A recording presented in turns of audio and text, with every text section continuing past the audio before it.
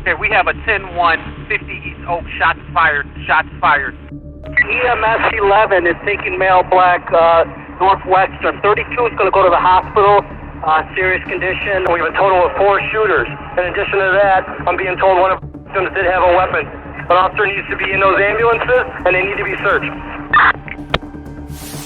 This was an individual who fancies himself as a rapper, but is also a member of a gang. Identified as 26-year-old Carlton Weekly, but more commonly known by the name FBG Duck. The rapper was gunned down on Oak Street Tuesday, just west of Michigan Avenue, by 4 men who police say jumped out of 2 separate vehicles and started shooting.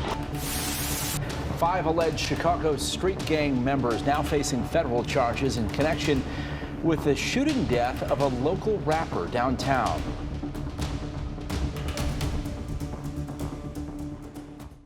Tuesday, the 4th of August, 2020.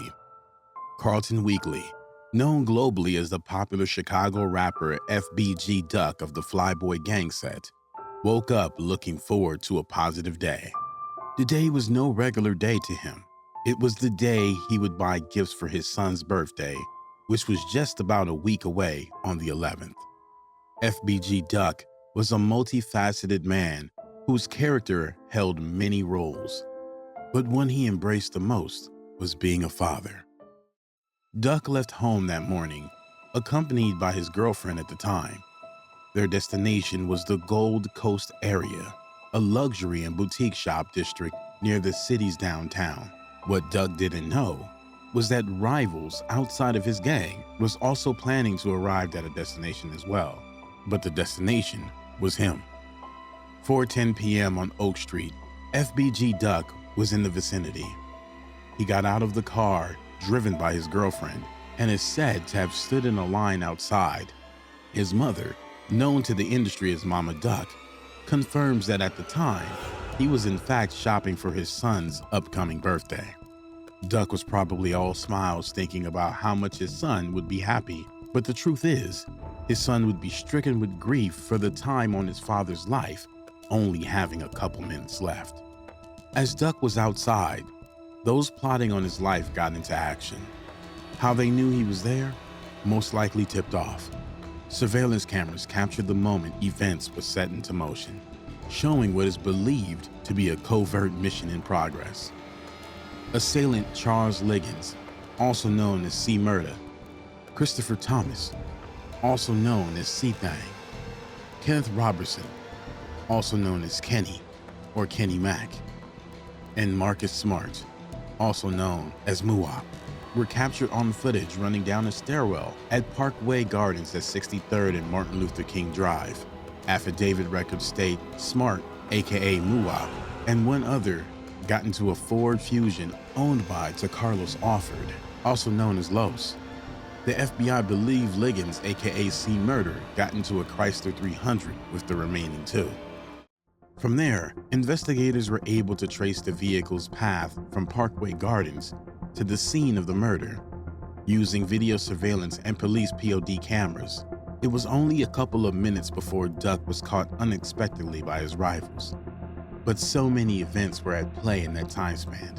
Around the time Weekly, aka FBG Duck, got out of the car on Oak Street, the feds report that the Fusion and Chrysler were seen traveling in the same direction in the 6200 block of South Wentworth, just 5 seconds apart. The vehicles were spotted on camera in at least 7 additional locations. 4:14 p.m., police scanners begin to light up with chatters on something going down. Unison 4, Unison 18 and citywide, getting a person with a gun. 570 East Oak, 57 East Oak, also getting the address of 46 East Oak. Caller stated there was a male black with reflective sunglasses and a black hoodie with a gun who was chasing another male who was last seen running westbound on Oak. The male with the weapon got into a black sedan and was last seen westbound. Also, the second ticket states that a male black just pulled out a gun on a group of females. Again, fled in a black sedan. The offender was wearing a black hoodie. Nothing further. 4:15 p.m. Reporters over the scanner again detailed sightings of more suspicious activity. 2 males ran inside the Montclair store claiming to be hiding from someone. And for the Unison 18, be advised we're now getting another ticket of a check the well-being at 33 East Oak Street at T-Mobile. Caller states 2 males just ran inside the store stating that they are hiding from someone. That's at T-Mobile, 33 East Oak Street. The clock was ticking, and with each minute, the assailants drew closer and closer to FBG Duck. 4:21 p.m., the scanners report 3 guys in what appeared to be a black Infiniti at 33 East Oak heading westbound on Oak. Minutes until Duck's assassination was carried out. A witness, Antonio Moffitt, detailed what happened within minutes to news reporters. It's a tragedy. I don't understand why it happened.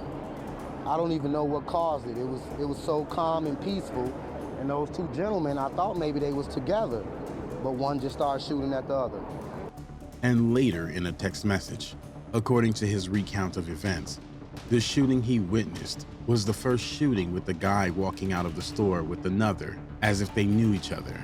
Then one brandished a firearm and opened fire before running in Duck's direction. Combining his statement with his interview footage, it shows him pointing towards the COS store. The guy running towards Duck's direction at the store was rumored to be an affiliate known as Day Day. At 4:26 p.m., in the first block of East Oak Street, the assailant found their target. The Fusion and the Chrysler stopped just in front of the dark-colored sedan that had been driven by FBG Duck's girlfriend. 2 people jumped out of the passenger side of the Fusion and opened fire at FBG Duck, who sought shelter behind his girlfriend's car, with another person rumored to have been Day Day. 2 people then also got out of the passenger side of the Chrysler. One, the front passenger, opened fire on Duck's girlfriend, while the other fired on Duck before making their escape. FBG Duck's girlfriend was listed as being shot twice in the left wrist, while Day Day, who was behind the car with Duck, was shot 3 times and was left in critical condition. Okay, we have a 10-1, 50 East Oak, shots fired, 10-1, 50 East Oak, shots fired. 1883 Robert, 10-1.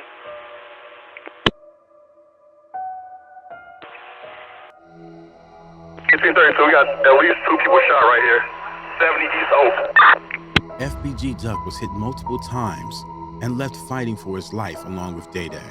FBG Duck reportedly had a gun on him, and it was found at the scene of the incident.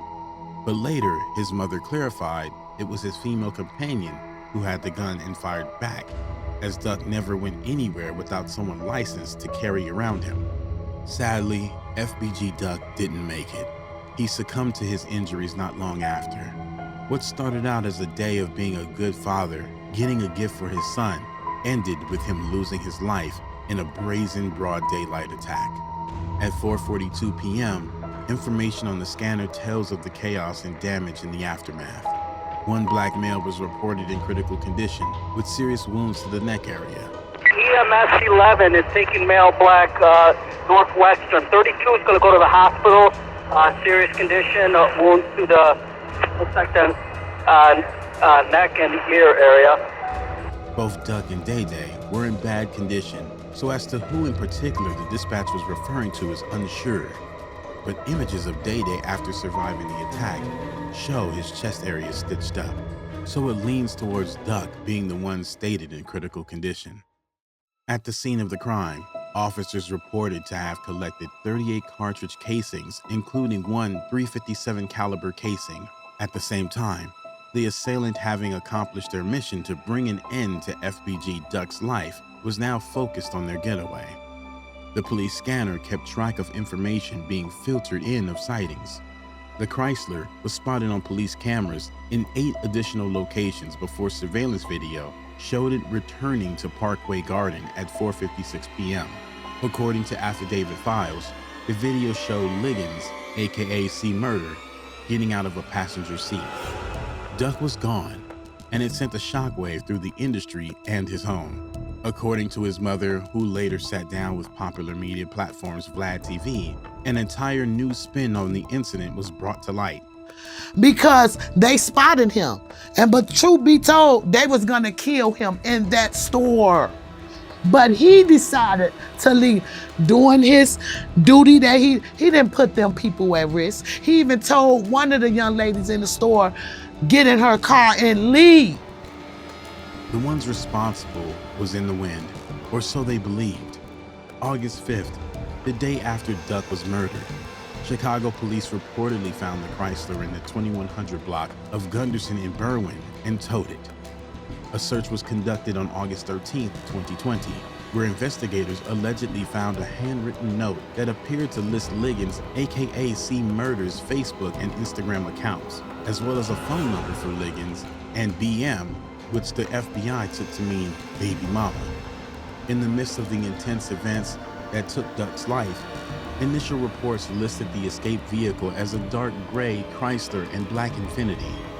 But the actual models of the car were later determined to be a black Ford Taurus and a silver Chrysler 300. The plates of the black Ford were checked and found to be registered to DeCarlos Offord, aka Los. With that information, authorities dived deeper to connect the dots, and they had an inside ally: social media. From online posts referencing the shooting in code, interviews with affiliates hinting to carry out the hit, to music videos and posts, law enforcement had all they needed, along with numerous surveillance footage to make their arrest. The indictment alleges the five used social media to brag about their crimes as a way to intimidate rivals and promote their standing within the gang, which operates in the 63rd and King Drive area. But U.S. Attorney Lausch says by using social media, in a way, they set their own trap. The FBI conducted a raid in the vicinity of O Block, where they apprehended the perpetrators on charges for the murder of FBG Duck. His family and friends had some sense of closure. I'ma leave y'all with this. They arrested the four that killed my son. And guess what? It's over. It's over. As of now, the case is still on the way, and each is locked behind bars. Still, no one truly won. FBG Duck lost his life. The assailants lost their freedom. And worst of all, his children are now fatherless. Let's keep his kids, family, and friends in our prayers. May he rest in peace.